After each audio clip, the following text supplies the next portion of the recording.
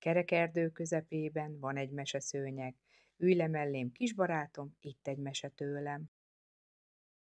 Süsü, a sárkány. Süsüt kitagadják. Hol volt, hol nem volt, a vad ürömföldön túl, de a bógáncsos réten innen, ott, annál az irdatlan magas hegynél, honnan már a madár is visszafordul. Volt a sárkányok birodalma. Pontosabban senki se tudja, hogy hol, hiszen emberfia nem jár a sárkányok között, hogyan is merészkedne a tüzet fújó, lángot okádó szörnyetegek közé. De hogy arrafele van valahol, azt mindenki tudja. Ha máshonnan nem, a nagy ordítozásból, bömbölésből, morgásból és tűzfújásból. A sárkányok királya az irdatlan hegy belsejében lakott 9 gyerekével. A királynak 3 feje volt, a gyereksárkányoknak szintén, kivéve a legkisebbet, annak bizony már csak 1 feje volt. Csúfolták is eleget ezt az egyfejű legkisebbet, akit éppen ezért Süsünek hívtak, meg talán azért is hívták Süsünek, mert másban is elütött a testvéreitől. Szelíd volt, mint a bárány, félénk, mint egy kecskegida, jámbor, mint egy kolduló barát. Amúgy persze külsőre pontosan olyan behemót nagy volt ő is, mint a többi sárkány. De csak külsőre, belül meg, mint egy kisegér. Morgott is eleget az apa sárkány, meg dírmegett, meg dörmögött a 3 fejével. Micsoda szégyen! Meg halljaj, ilyen gyáva nyulat kilátott! Meg, mintha nem is az én fiam lenne. Mikor már eleget mormogott, meg dírmegett, meg dörmögött, meg már a szemét is bántott a legkisebb gyerekének az az 1 feje, mert hiába hunyta be 6 szeme közül 3-at, akkor is csak 1 fejet látott. Nos, mikor már mindezt nagyon megunta, elküldte Süsüt régi sárkányszokás szerint, hogy számoljon le az ellenségével. Elmagyarázta neki az irányt. El sem tévesztheted, mindig csak előre, és csak egyszer kell jobbra eltérned a húzatos földnél. Ott lakik rögtön az ellenségem. Aztán azt is elmagyarázta a második fejével, hogy mit csináljon vele. El se tévesztheted, addig ütöd, még megdögönyözöd, míg van benne szusz. A harmadik fejével csak mordult egyet. Na, lódulj már! Na, ez éppen 3 hónapja volt, már kezdték is elfelejteni Süsüt, az apasárkány is leszokott a szemhunyorgatásról, vidáman nézegette a többi gyereke 3 fejét. Úgy gyönyörködött bennük. Azám, de egyszer nagy énekszó hallatszott az országútról. A sárkány gyerekek kitódultak a kapuba, az öreg sárkány meg az irdatlan hegy legmélyén hallgatózott mogorván. Süsü énekelt, szállt a hangja a hegy felé. Óha rózsabimbó lehetni, rám szállnának szépen a lepkék. Kicsi szívem vélük dobogna, nem lennék ilyen nagy otromba. Ezt a vágyam senki se érti, se gyerek, se nő és se férfi, senki itt a világon. Mi is az, én titkos nagy álmom, jaj! A sárkánygyerekek, mikor megpillantották Süsüt, visszatódultak az irdatlan hegy belsejébe, s egymás szavába vágva kiáltoztak. Megjött Süsü! Megjött Süsü! Itt van Süsü! Itt van Süsü! Hallom, mordult rájuk az apa sárkány. Nem vagyok süket. A sárkánygyerekek elhallgattak, s kíváncsian nyújtogatták a nyakukat. Süsü abbahagyta az éneklést, letörölte a lábát a barlang bejáratánál, s vidáman köszöntötte a testvéreit. Szervusztok, hogy vagytok? Itt vagyok, ragyogok. Szia, szia, szia, válaszoltak a testvéreik vihogva. Majd mikor Süsü az apa sárkány elé ért, elhallgattak, s kíváncsian várták, hogy mi lesz most. Süsü mosolyogva állt az apja elé, egyetlen feje vidáman ragyogott, meg piros lett, mint egy alma. Majd így szólt. Megjöttem.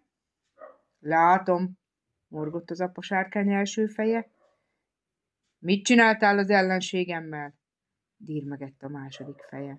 He? Dörmögött a harmadik fej, mivel egy kicsit nagyot hallott, de Süsü csak állt és mosolygott.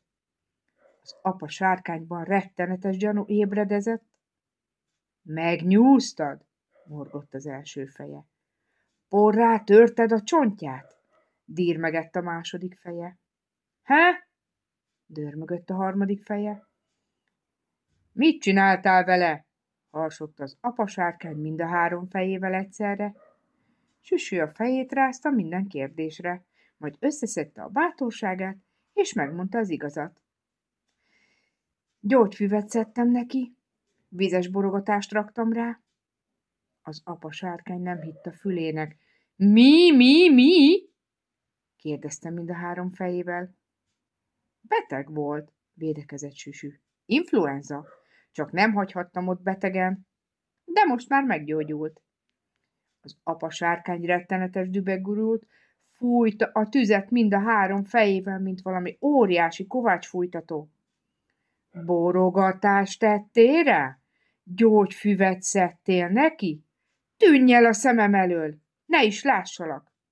Ordította az első feje.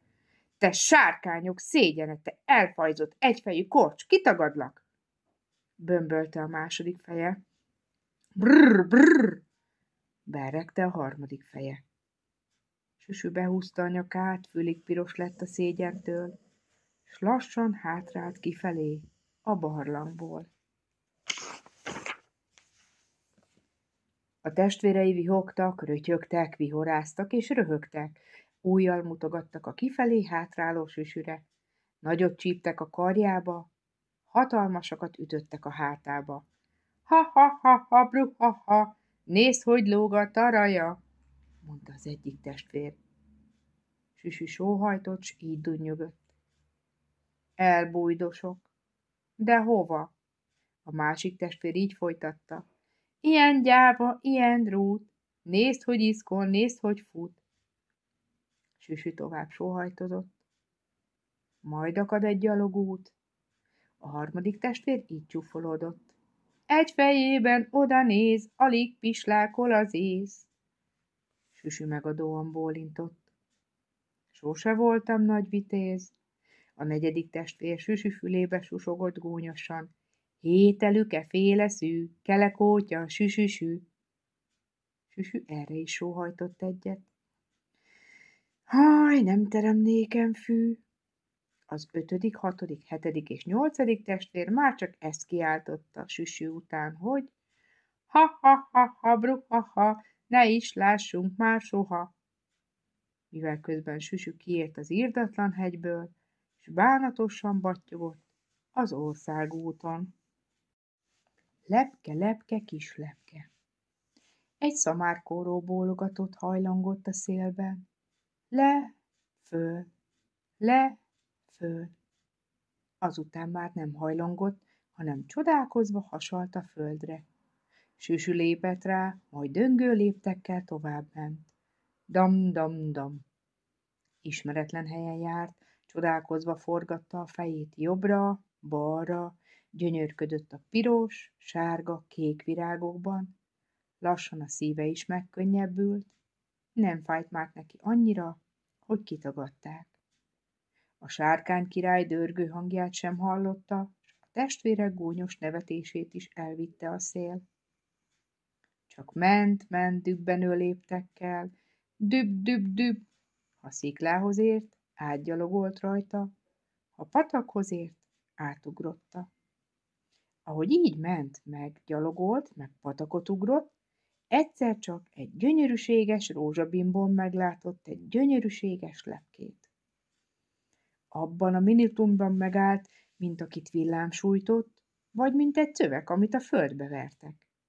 Még lélegzetet sem mert venni, csak nézte a gyönyörűséges lepkét a gyönyörűséges rózsabimbón. Majd mikor már eleget gyönyörködött a lepkében, elhatározta, hogy megfogja.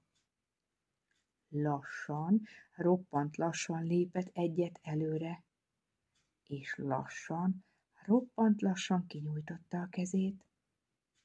de ahogy kinyújtotta a kezét, árnyékot vetett a rózsabimbóra, és természetesen a lepkére is. Nem nagy árnyékot, akkorát csak, mint egy üstfedő.